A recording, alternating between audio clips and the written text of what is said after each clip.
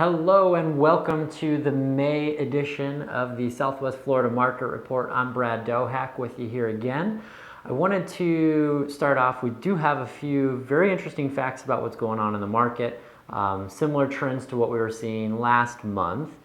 But first, before we get into that, I wanted to talk to you and give what I call a public service announcement.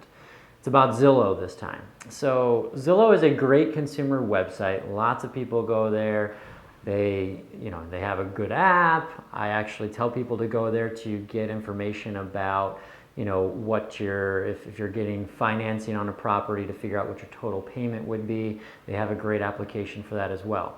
Some of the not so great things about Zillow, and they actually drive me crazy. The number one is that Zillow shows properties that are not for sale. So if you're looking for a home or a condo or townhome villa in Southwest Florida, a lot of people go to Zillow, they start their search on Zillow, and it'll show a foreclosure. It'll say it's foreclosed. The price will be amazing, it'll look so great, and then it's not available. Zillow simply has foreclosure data that says that this property went through foreclosure. It doesn't mean that it's for sale, unfortunately. And usually the price is several $100,000 off. So from that point of view, I think that they're misleading consumers because I deal with those questions on a daily basis. Secondly, they'll show properties that are in pre-foreclosure. Again, doesn't mean that they're active on the market. It just means that maybe the homeowner missed a few payments and they have what's called a lis pendens on the property. So there's litigation pending that there may be a foreclosure in the future. Again, not necessarily a home that will come on the market, and the price that they put on that kind of comes from nowhere. So the third and final thing with Zillow, the trouble that we have with Zillow is the Zestimate. So if you're not familiar with that, Zillow has an automated valuation system for your home, and it will say, your home is estimated to be worth this much.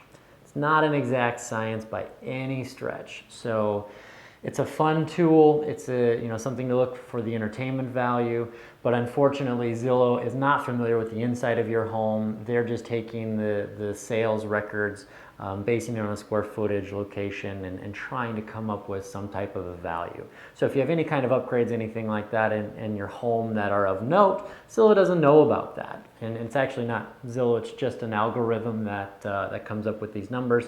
So if you are considering selling your home, you really want to get a licensed real estate agent. I can come in and give you a market valuation on your property.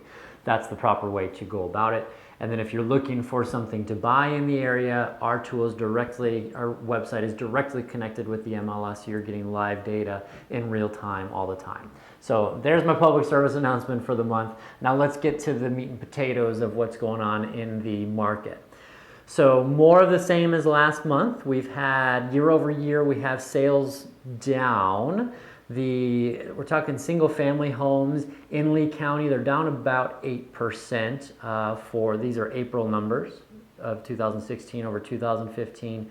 And Collier County is the big story of the month because their sales are down 17% year over year.